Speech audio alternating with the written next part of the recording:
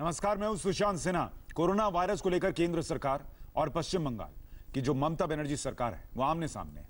विवाद उठा है केंद्र की इंटर मिनिस्ट्रियल सेंट्रल टीम को लेकर, जो पश्चिम बंगाल में कोरोना के हालात का जायजा लेने पहुंची। इसी को लेकर ममता सरकार ने केंद्र पर मनमानी करने और टीम भेजे जाने को लेकर राज्य सरकार को अंधेरे में रखने का आरोप लगाया। खबर आई कि केंद्र की टीमों को राज्य में जाने और स्वास्थ्य अधिकारियों से मिलने नहीं दिया जा रहा है, जिसके बाद केंद्रीय गृह सचिव ने बंगाल के मुख्य सचिव को चिट्ठी लिखकर आपत्ति जताई।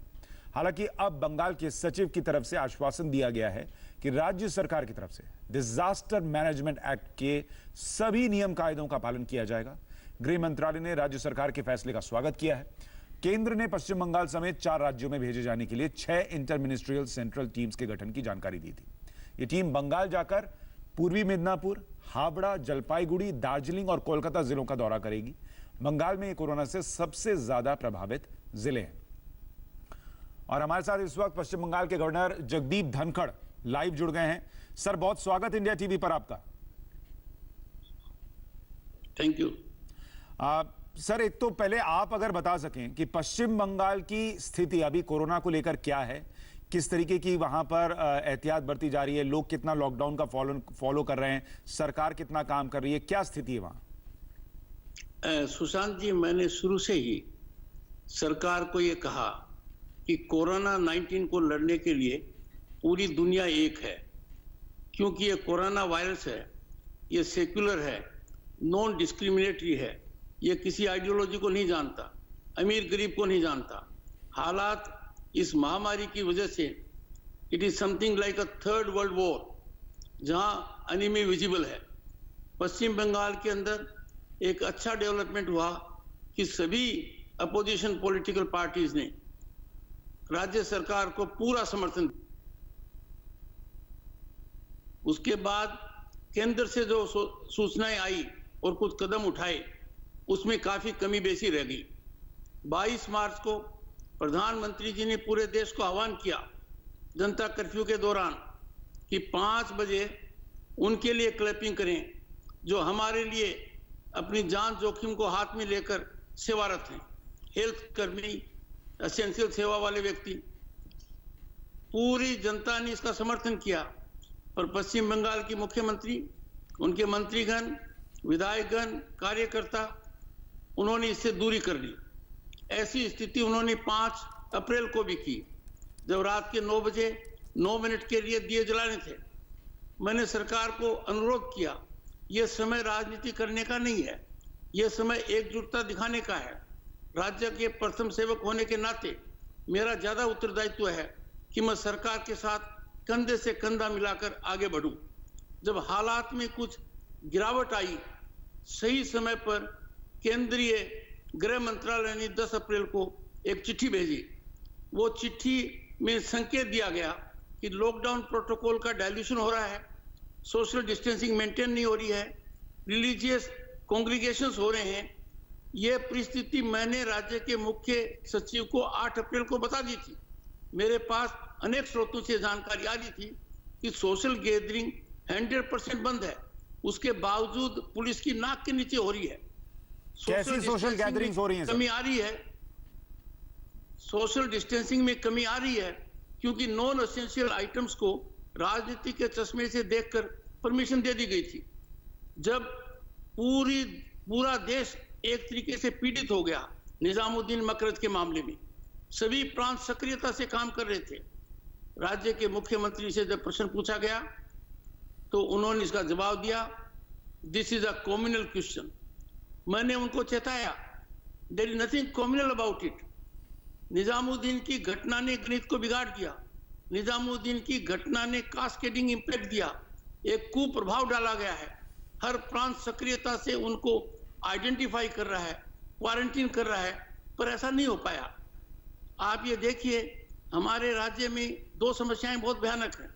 एक, आम आदमी को भोजन की दिक्कत है। प्रधानमंत्री नरेंद्र मोदी ने 23 मार्च को 3 महीने के लिए फ्री राशन की व्यवस्था की है 6 करोड़ से ज्यादा लोगों के लिए पश्चिम बंगाल में। ये फ्री राशन 5 किलो राइस पर व्यक्ति पर मंथ है, 1 किलो दाल पर फैमिली पर मंथ है। इसकी शुरुआत तुरंत हो जानी चाहिए थी। जब मेरी जानकारी में आया कि राज्य सरकार ने इस समय में कोई कदम नहीं उठाया और लोगों को फूड की भारी परेशानी महसूस हो रही है, मैंने केंद्रीय मंत्री रामविलास पासवान जी से बात की। उन्होंने सब कागजात मेरे से शेयर किए और बताया कि पूरी कमी राज्य सरकार की है, राज्य सरकार रुकावटें पैदा कर रही है। मैंने तुरंत चीफ सेक्रेटरी से संपर्क किया और एक थोड़ा डेवलपमेंट यह है कि 20 अप्रैल से, देर आए दुरुस्त आए, 20 अप्रैल से इसमें कुछ सकारात्मक कदम हो। सर, मैं आपसे थोड़े स्पेसिफिक क्वेश्चन पूछना चाह रहा हूं सर। जगदीप सर, मैं आपसे कुछ स्पेसिफिक क्वेश्चन पूछना चाह रहा हूं। आपने कहा कि नियमों की अनदेखी करके सोशल गैदरिंग की इजाजत दी गई। कैसी सोशल गैदरिंग? देखिए, granting permission for essential items is required, पर नॉन एसेंशियल आइटम्स का परमिशन उस समय देना केंद्र सरकार के पत्र में इसमें संकेत दिया गया और बताया गया कि चूंकि आपने नॉन एसेंशियल आइटम्स की परमिशन दे दी राजनीतिक चश्मे से हालात को देखकर, जिसकी आवश्यकता नहीं थी, तो मार्केट्स के अंदर सोशल डिस्टेंसिंग हेवीली कंप्रोमाइज हो गई। केंद्र सरकार के पत्र आने का नतीजा यह हुआ कि राज्य के अनेक लोगों ने मुझे बताया, it is a timely intervention and warning by the central government. Sir एक चीज और बताइए, अभी बहुत सारे लोगों का यह आरोप है कि पश्चिम बंगाल में जो ऑफिशियल आंकड़ा है 392 कंफर्म्ड केसेस का कोरोना के, आंकड़े उससे ज्यादा हैं। वहां टेस्टिंग हो रही है, नहीं हो रही है? क्या वहां से कोई जानकारी जो है वो नहीं दी जा रही है? ऐसी स्थिति भी है? यह हमारे लिए सुशांत बहुत चिंता का विषय है और यहाँ की मेडिकल फ्रेटर्निटी अपने आप को बहुत ही महसूस कर रही है अपमानित। आज के दिन हालात ये हैं कि 8 मेडिकल एसोसिएशंस ने, जिसमें इंडियन मेडिकल एसोसिएशन का बंगाल चैप्टर भी सम्मिलित है, इन 8 मेडिकल एसोसिएशंस ने एक लिखित जॉइंट प्रतिवेदन मुख्यमंत्री को दिया है। उसमें 11 पॉइंट्स निर्धारित किए गए हैं और उनका जो एक सिग्नेटरी है वो रूलिंग पार्टी टीएमसी का एमपी है शांतनु सेन।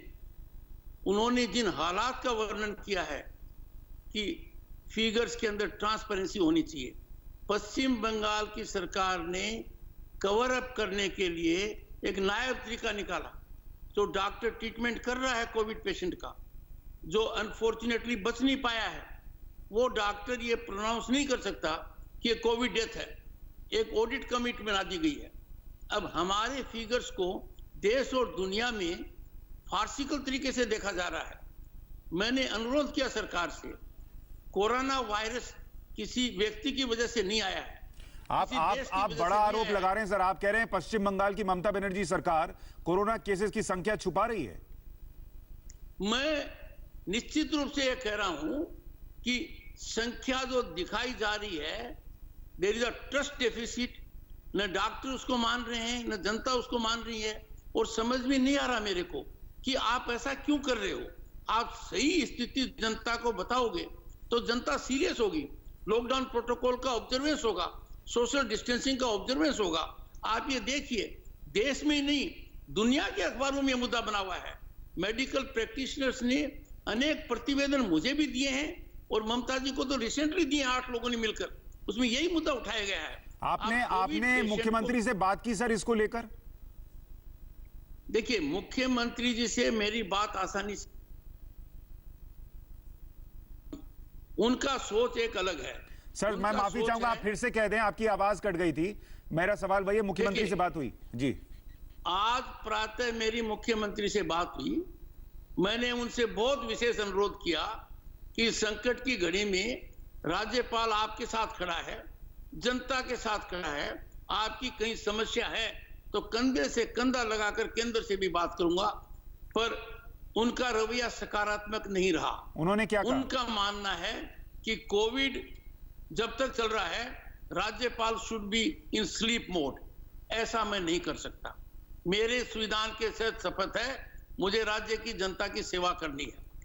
नहीं, उन्होंने आपको सर एग्जैक्टली जवाब क्या दिया? मैंने उनको पत्र लिखकर आगाह किया कि संकट की घड़ी में आप और हमको चर्चा करनी चाहिए, आप और हमको एक दूसरे की समस्या समझनी चाहिए, जनता के पक्ष में हमें आगे सोचना चाहिए, बहुत सी दिक्कतें हो रही हैं उनको दूर करनी चाहिए। जैसे मेरे सामने पूरे प्रांत से समस्या आ रही है कि पब्लिक डिस्ट्रीब्यूशन सिस्टम को रूलिंग पार्टी के वर्कर्स ने हाईजैक कर लिया। राशन डीलरों को धमकाकर टोकन जारी कर कर वो उनको डिस्ट्रीब्यूट करा रहे हैं। शॉर्टेज भी है, कट भी है, क्वालिटी में भी कम है, क्वांटिटी में भी कम है। तो मैंने उनका ध्यान आकर्षित किया, चीफ सेक्रेटरी का किया। जब 3 महीने के लिए free ration, not subsidise, free ration available है प्रधानमंत्री गरीब कल्याण अन्न योजना के तहत, वो राशन हम क्यों नहीं ले रहे हैं? हर व्यक्ति को 5 किलो राइस मिलेगा। देखिए सर, अभी तक आपने 2-3 बहुत बड़ी बातें कह दी। एक तो ये कि राज्य में कोरोना के केसेस जो हैं उनका सही आंकड़ा नहीं बताया जा रहा। दूसरा, आप कह रहे हैं कि लोगों को पब्लिक डिस्ट्रीब्यूशन सिस्टम जो है उसके तहत जो गरीबों को खाना मिलना चाहिए वो पहले नहीं मिला, अब थोड़ा मिलना शुरू हुआ है। लेकिन आप ये कह रहे हैं कि उसमें भी जो रूलिंग पार्टी है उसके उनके वर्कर्स ने वो हाईजैक कर लिया है, और आपके बोलने के बावजूद मुख्यमंत्री जो है इसमें सहयोग नहीं कर रही। आपके हिसाब से सर राज्य के कौन कौन से इलाके हैं जहां पर स्थिति बहुत खराब लग रही है आपको? देखिए मैं बताता हूं। पहले आप ये देखिए कि public distribution system is taking the shape of a scam. ये बैलून यहाँ रोज बढ़ता जा रहा है। कहीं ऐसा नहीं हो कि राज्य ने पहले जो स्कैम देखे थे उससे कहीं ज्यादा हो जाए। मैं आपको बताऊंगा, अनेक किसानों ने मेरे से शिकायत की है। पहली बार उनका दुख बाहर आ रहा है। वो कह रहे हैं पूरे देश के अंदर हर किसान को अब तक प्रधानमंत्री किसान निधि के तहत 10,000 रुपये मिल चुके हैं। 2,000 रुपये जनवरी में मिले, 2,000 इस कोविड के दौरान मिले, और 6,000 रुपये पिछले साल मिले। पश्चिम बंगाल के 70 लाख किसानों को यदि अगर राज्य सरकार कदम उठाती तो अब तक 7,000 करोड़ रुपए मिल जाते।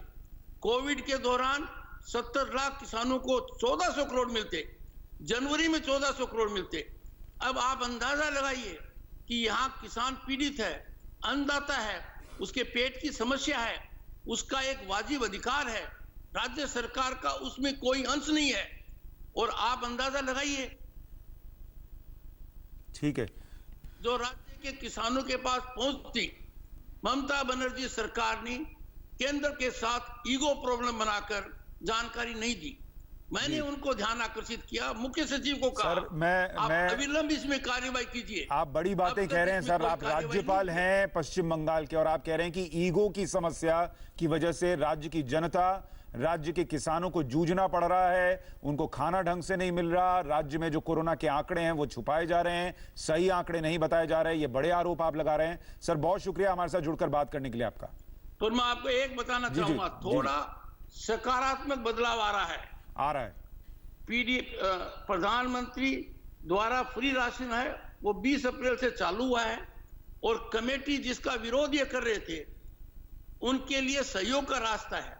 ये मैं कहता हूं ये पॉजिटिव चेंज है। मेरा सबसे अनुरोध है, we must be in the same boat in this great. सही बात है सर, और सबको मिलकर ही लड़ना होगा। ऐसे अकेले तो लड़ाई जीती नहीं जा सकती है। बहुत शुक्रिया सर हमारे साथ जुड़ने के लिए आपका। 48 घंटे में मुख्यमंत्री जी से कई बार अनुरोध किया है, पूरी जनता मुख्यमंत्री का समर्थन करे प्रांत में, और मुख्यमंत्री केंद्र के साथ सहयोग करें जी। ये संविधान की भावना है, और इस लड़ाई में विजय होने का एक यही मूल मंत्र है। बिल्कुल सर मैं माफी चाहूंगा, मेरे पास वक्त इतना ही था। बहुत बहुत धन्यवाद आपका, आपने वक्त निकाला और अहम जानकारियां हमसे साझा की। और फिलहाल हम एक छोटे से ब्रेक के लिए रुक रहे हैं। ब्रेक के बाद देखिए कैसे संसद से लेकर आम आदमी तक, सांसद से लेकर आम आदमी तक कोरोना के खिलाफ लड़ाई में गरीबों का सहारा बन रहा है। ये अच्छी खबर। एक छोटे से ब्रेक के बाद।